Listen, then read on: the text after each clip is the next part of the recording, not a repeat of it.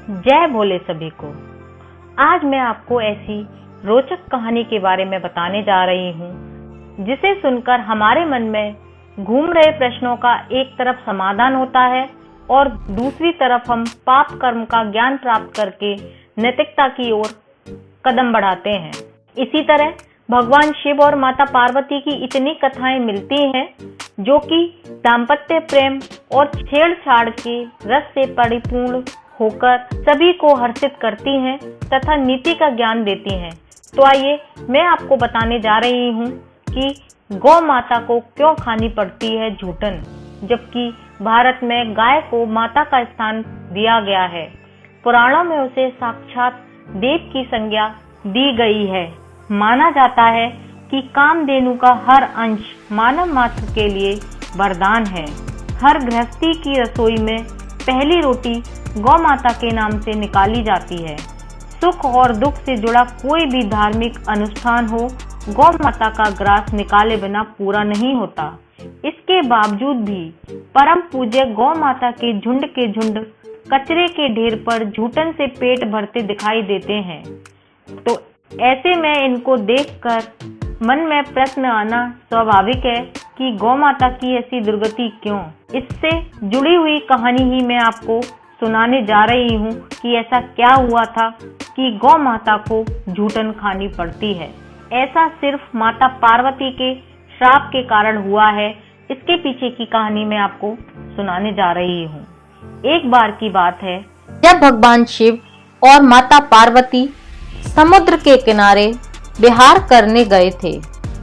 इस विहार के बीच शिवजी के मन में एक शरारत आई और उन्होंने कहा कि हे देवी पार्वती, मुझे अचानक आवश्यक काम से जाना है और मैं कार्य पूर्ण करके बहुत जल्दी वापस आऊंगा।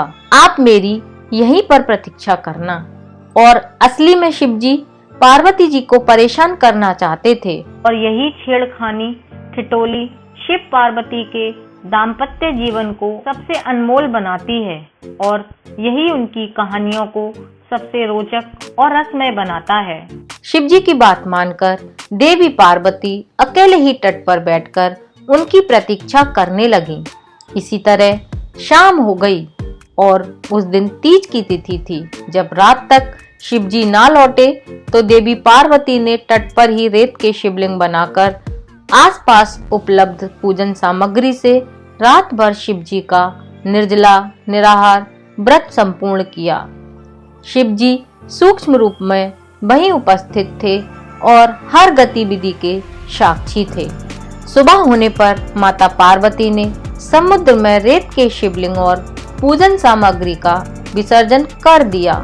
इसके थोड़ी ही देर बाद शिवजी प्रकट हुए और कहने लगे कि हे देवी पार्वती, आपने कल तीज की तिथि पर मेरी पूजा नहीं की। शिवजी के ऐसा कहने पर पार्वती जी ने कहा कि मैंने पूजा की है और अभी सामग्री विसर्जित की है। शिवजी अभी पार्वती जी के साथ और ठिठोले करना चाहते थे, इसलिए उन्होंने कहा कि पार्वती, मुझे तो पूजा का कोई भी चिन्ह दिखाई नहीं देता। अगर आपने पूजा की है तो मुझे प्रमाण दीजिए। शिवजी के ऐसा कहने पर माता पार्वती समझ चुकी थीं कि भगवान शिव उन्हें जानबूझकर सता रहे हैं, क्योंकि जो जगत की हर घटना का साक्षी है उसे प्रमाण की क्या आवश्यकता है। देवी पार्वती भी इस हंसी मजाक का भरपूर मजा ले रही थी। शिवजी की बात सुनकर माता पार्वती ने आसपास देखा और उन्हें एक गाय खड़ी दिखाई दी।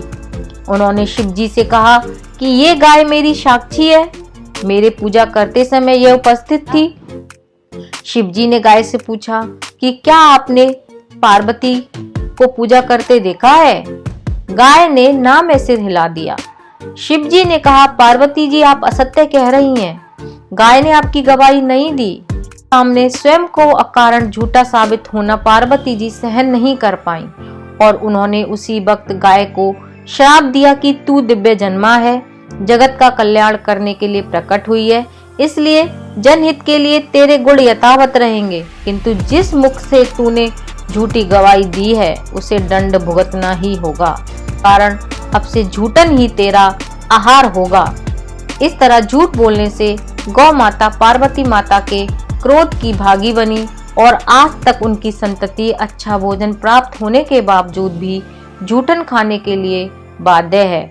और इस प्रकार यह कथा हमें बताती है कि असत्य भाषण के कितने गंभीर परिणाम हो सकते हैं। हमेशा सत्य ही बोलना चाहिए, क्योंकि असत्य के परिणाम हमेशा ही गंभीर होते हैं।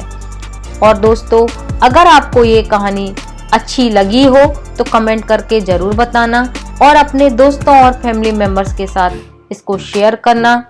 मिलती हूँ फिर एक नई जानकारी के साथ, तब तक के लिए जय भोले।